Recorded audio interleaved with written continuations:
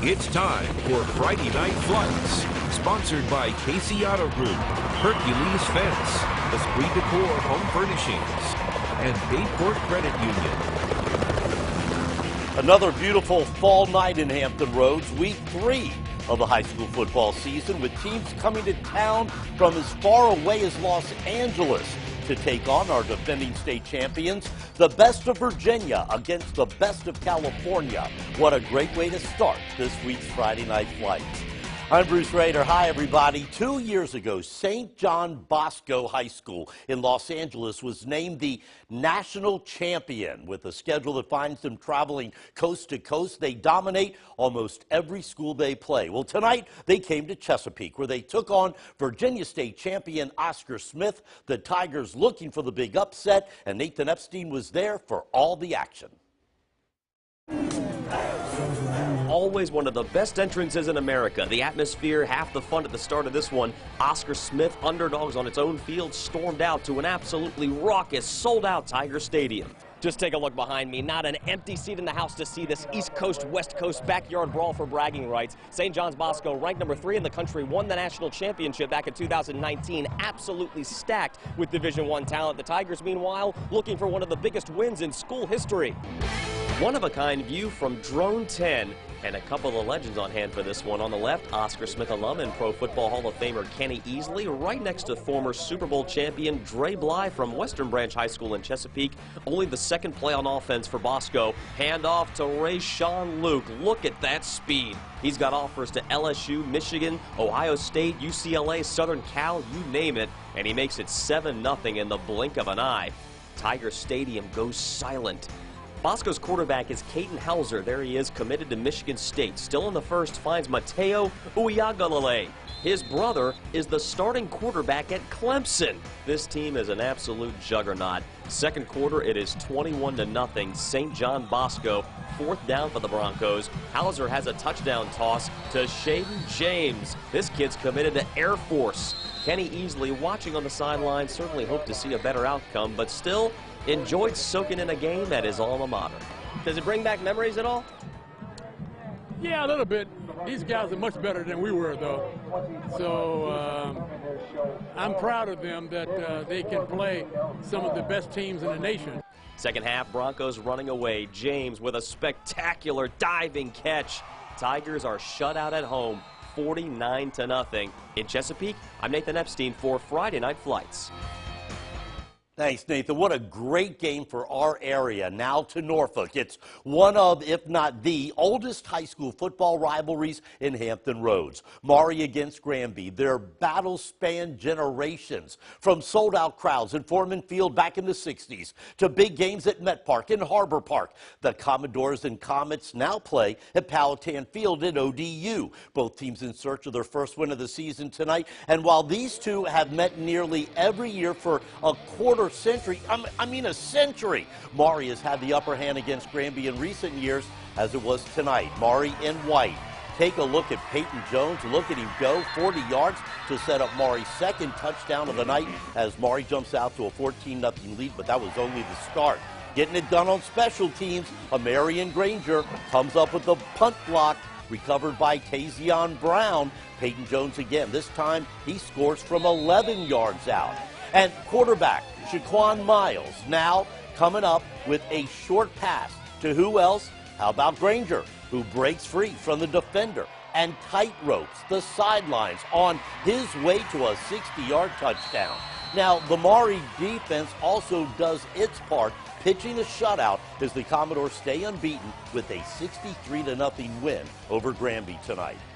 At Darling Stadium in Hampton, Phoebus, the state champion favorite in Class 3, taking on the Bethel Bruins. Opening drive for the Phantoms, and look out, Phoebus quarterback Mark Wagner blindsided by a pack of Bruins.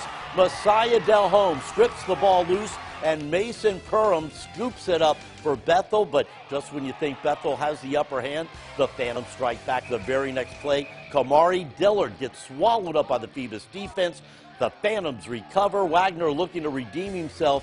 This time gets the ball out quickly, dumps the screen pass to Kamari Gray, and Gray finds a hole through the Bruin defense. into the end zone, and from there, Phoebus never looked back. Another Bethel fumble. The Phantoms inside the Bruin 10-yard line. Wagner to Tyrion Taylor, who breaks a tackle, walks into the end zone. Phoebus taking care of Bethel, 48-0. The game of the week at the beach, a battle of undefeated teams. Salem at home against Green Run. Now, Green Run hasn't beaten Salem in 11 years. The Salem crowd wouldn't have much to celebrate, down 33-0 at halftime, but Salem trying to mount a comeback in the second half. Jason Williams to Amari Williams, who takes it down the sideline and in for the score.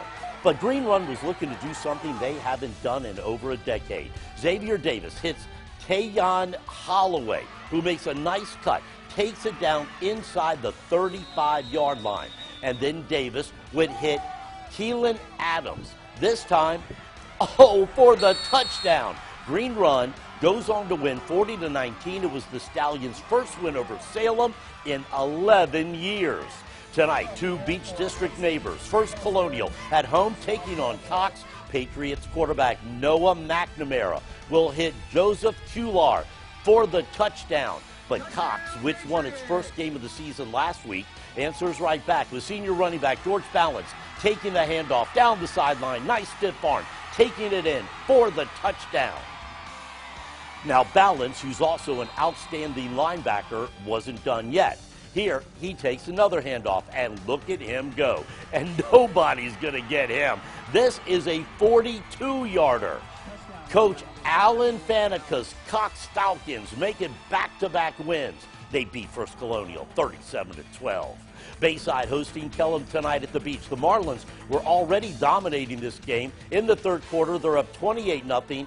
Knight's quarterback rolling out, sacked by Jalen Miller. As we move to the fourth quarter, the Bayside Marlins near the goal line. Quarterback Mike Myers back to throw. Keon Sanders is there.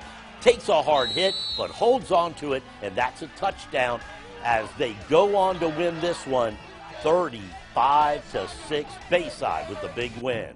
One more beach score from tonight. Ocean Lakes comes away with a 42-0 victory over the Princess Anne Cavaliers. And still to come, we're going to head back to Norfolk, where neighborhood rivals Norview and Lake Taylor clashed on the gridiron, and the Fighting Bookers of Booker T. Washington tried to drive past the Kirkland Truckers. Plus, it's back-to-back in Chesapeake, where Western Branch tries to stay unbeaten, but the Bruins would have to contend with a hungry Grassfield Grizzlies team. We're the Salem High School cheerleaders. Don't go away. We'll be right back with more Friday Night Flights. Let's go say love. Say red.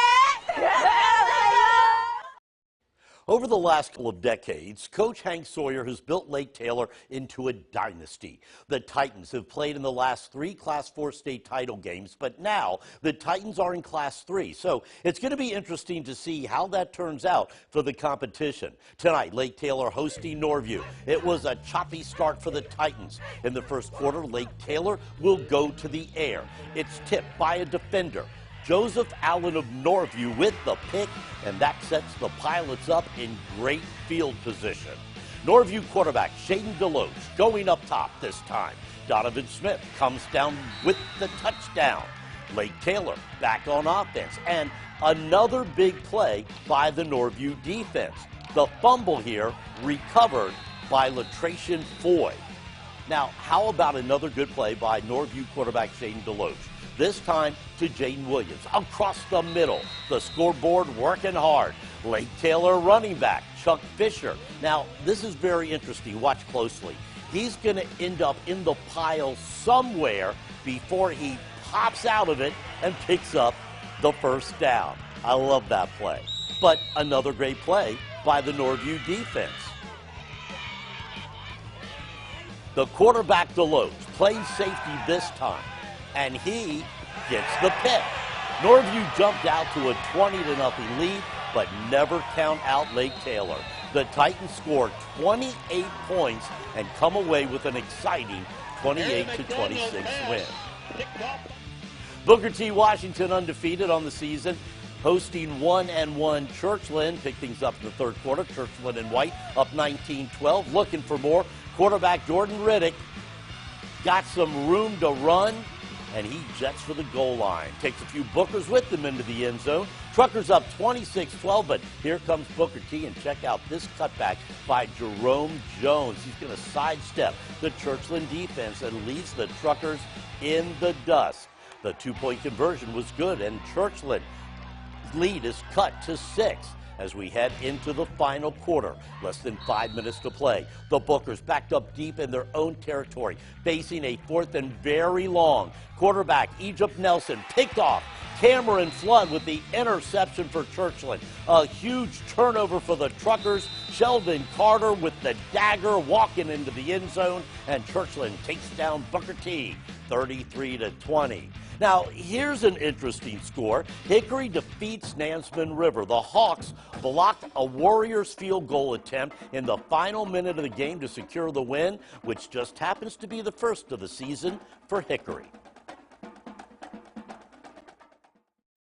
Boy, is Western Branch having a great season. At Grassfield tonight in the Western Branch defense on the mark. Brian Austin recovers the Grassfield fumble, and the offense takes over. Desmond Cook barrels in for the score. Western Branch jumps out to a 3-touchdown halftime lead, and we're getting physical out there, folks. Spencer Massey Bruning, the tough tackle for the loss. And then a little later, photographer Rob Rizzo was a little lost on the play, but he recovers in time to capture Shamik Blizzard, who is on his way for another Western Branch touchdown.